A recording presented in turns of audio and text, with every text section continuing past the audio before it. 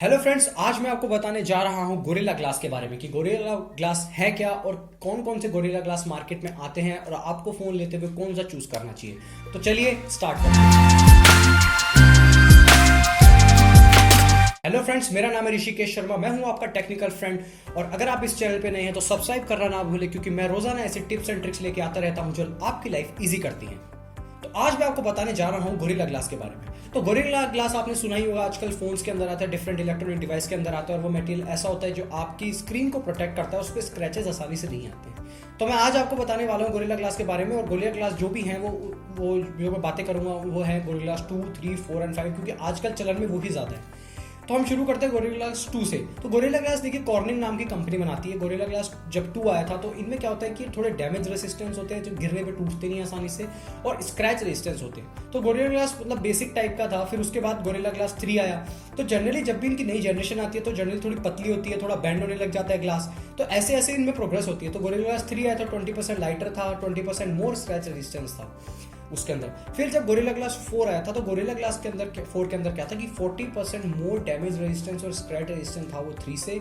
और थोड़ा मतलब ये बेंड भी होने लग गया था, क्योंकि गोरिल्ला ग्लास 3 थोड़ा बेंड नहीं होता। तो जनरली क्या होता है कि जब फोन गिरते हैं तो स्कैटर हो जाते हैं, ठीक है, स्क्रैच नहीं आते लेकिन वो टूट जाते हैं कांच। तो 4 के अंदर वो चीज़ें थोड़ी कम होती हैं। और 4 के अंदर एक और चीज़ आई थी कि 90% बैक्टीरिया को ही मार देता था, क्योंकि उसके ऊपर सिल्वर आयंस आते थे। और ये जनरली गोरिल्ला ग्लास बनते भी ऐसे है कि नॉर्मल ग्लास को लिया जाता है और अल्कलाइन मोल्टल अल्कलाइन के अंदर पिघले हुए अल्कलाइन सॉल्ट्स के अंदर इसको डुबाया जाता है। तो इससे थोड़ी क्षमता इसकी बढ़ जाती है और आसानी से टूटता नहीं है। फिर जब गोरिल्ला ग्लास 5 आया था तो गोरिल्ला ग्लास 5 के थोड़ा और बेंड होने लगा। उससे क्या होता है, आपको और फ्लेक्सिबिलिटी मिलती है, अगर फोन गिरेगा तो टूटेगा नहीं और स्क्रैच रेजिस्टेंस भी उनका ज़्यादा हो जाता है। तो ये था गोरिल्ला ग्लास के बारे में। और मैं थोड़ा और आपको बताने वाला हूँ गोरिल्ला ग्लास के और 4 के बारे में, 4 और 5 के अंदर डिफरेंस। कि जैसे 4 का जब टेस्टिंग करी गई थी, जब उसको 1 मीटर से गिराया गया था तो 80% टाइम वो नहीं टूटा था। और यही जब गोरिल्ला ग्लास 5 में हुई टेस्टिंग तो 1.6 मीटर से अगर गिराते हैं फोन तो भी 80% टाइम बच जाता है। तो जैसे जैसे जनरेशन बनती है वैसे वैसे इनका वो अच्छा हुआ है। तो अगर आप फोन खरीद रहे हैं तो प्रेफर करिए कि आप थोड़ा नया टाइप का गोरिल्ला ग्लास ले। लेकिन अगर आपके फोन में गोरिल्ला ग्लास है तो आपको टेंशन लेने की जरूरत नहीं है, कि जनरली क्या होता है स्क्रैच रेजिस्टेंस जो है वो थोड़ा थोड़ा ही इसमें मतलब अपग्रेड होता है। जनरली स्क्रैच किसी भी में नहीं आते हैं गोरिल्ला ग्लास है तो आप एक इतना बड़ा क्राइटेरिया भी मत लीजिएगा। अगर फोन लेना है कि नहीं गोरिल्ला ग्लास 3 या 4 नहीं है तो मैं फोन ही नहीं लेता हूँ, ठीक है, उनसे थोड़ा फर्क पड़ता है लेकिन इतना भी डिफरेंस नहीं है, ठीक है। बचा के रखिए, फोन पे केस लगा के रखिए, तो जनरली फोन का केस और फोन का ग्लास नहीं टूटता है। ये था। और अब कई बार लोग मेरे से पूछते हैं कि अब जो अगर आपके फ़ोन में गोरिल्ला ग्लास है तो आप उस पर स्क्रीन गार्ड या टेम्पर्ड ग्लास लगाएं या नहीं। देखिए गोरिल्ला ग्लास में बहुत सारी चीज़ें होती है जो स्क्रैच नहीं ला सकती, जैसे आपके डेली आइटम हो गए, आप जो जेब में रखते हैं जनरली उसके लिए डिज़ाइन है, आपने चाबी रखी, पेन्स रखे, इससे नहीं आते।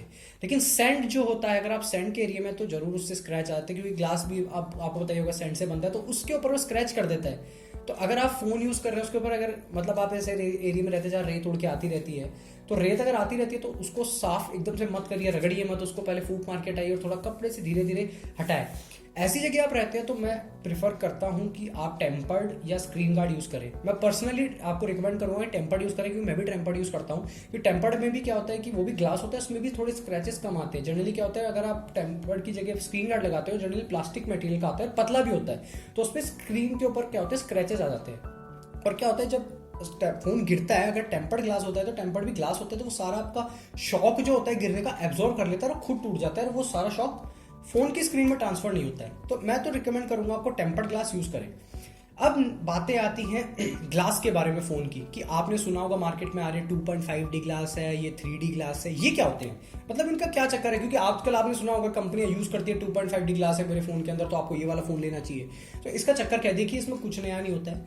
जनरल जो ग्लास होता है वो काफ़ी प्लेन होता है, जिसके शार्प एजेस होते हैं। जनरल जो भी ग्लास होता है आपने देखा होगा जनरल ग्लास होता है। तो 2.5D में क्या होता है, उसके कोनों को बस थोड़ा कर्व कर देते हैं। तो उससे क्या होता है कि वो फोन के अंदर अच्छी तरह फिट होने लग जाता है और थोड़ा हाथ के वजह से अब साइड से स्लाइड ब्लाइड करने की जब ऑप्शंस आते हैं तो उसमें थोड़ा ठीक रहता है। तो जनरली ऐसे क्लास आपने देखा होगा आजकल बहुत एंड्रॉइड फोन्स में आ रहे हैं, आईफोन 6 के अंदर भी है। तो आप अगर उसको देखेंगे तो उसका हल्का सा स्क्रीन एंड में कर्व्ड रहता है, लेकिन उसका नुकसान भी, फायदा तो है देखिए कि थोड़ा उसमें मतलब आप इजी टू यूज है, आपको मतलब थोड़ा ऑड नहीं लगेगा साइड में यूज करते हुए, लेकिन डिस्प्ले और उसके ऊपर ज्यादा फर्क नहीं पड़ता उसका, मतलब बाकी सब वही रहता है। डिस्प्ले पैनल भी नॉर्मल जैसे ही रहता है, बट स्क्रीन थोड़ी साइड से शार्प नहीं रहती, तो थोड़ा इजी रहता है और वो फोन के अंदर अच्छी तरह फिट होता है। ज्यादा मोटे फोन नहीं होते क्योंकि अच्छी तरह फिट हो जाता है और साइड के बीजल्स होते हैं वो भी छोटे कर देते हैं, क्योंकि पुराने फोन में क्या होता था, पूरे ग्लास को अंदर रखना पड़ता, शार्प एज बाहर नहीं छोड़ सकते थे, वो तो फोन जनरली मोटे होते थे। ये होता है 2.5D ग्लास, ये कोई ऐसी नहीं, मतलब कोई बड़ी चीज़ नहीं है। आजकल कंपनियां बस किसी भी चीज़ को पकड़ के बढ़ाने लग जाती है कि 2.5D ग्लास है, लीजिए। अब आती है बात 3D ग्लास की। 3D ग्लास में क्या होता है कि ग्लास ही मुड़ जाता है। जैसे आपने देखा होगा सैमसंग के सैमसंग 6 एज, सैमसंग का S7 Edge, इनके अंदर वो आता है। तो इसके अंदर क्या होता है, पूरा ग्लास बैंड होता है और अंदर इसका डिस्प्ले भी बैंड हो जाता है। तो ये 3D ग्लास थोड़े अलग होते हैं, और मतलब डिस्प्ले बैंड होने का डिस्प्ले में कोई भी लग जाता है, बट इसमें इस टाइप के होते हैं। तो इनमें देखिए आपको पता होगा कि आप आसानी से टेम्पर्ड नहीं लगा सकते, टेम्पर्ड थोड़ा आपको पता है फ्लैट होता है। तो ये था difference 2.5D glass, 3D glass और गोरिल्ला ग्लास के बारे में। तो अगर आपको वीडियो अच्छी लगी तो लाइक जरूर करिए, और अगर आपका और भी कोई डाउट है, आपको लगता है कि आप मेरे से क्वेश्चन पूछना चाहते हैं, तो आप डालिए नीचे कमेंट्स में डालिए, मैं पक्का देखता हूँ। तो चलिए अब मैं वीडियो यही खत्म करता हूँ, और चैनल सब्सक्राइब करना ना भूलिए, क्योंकि ऐसी टिप्स एंड ट्रिक्स मैं आगे भी लेता रहूँगा। धन्यवाद।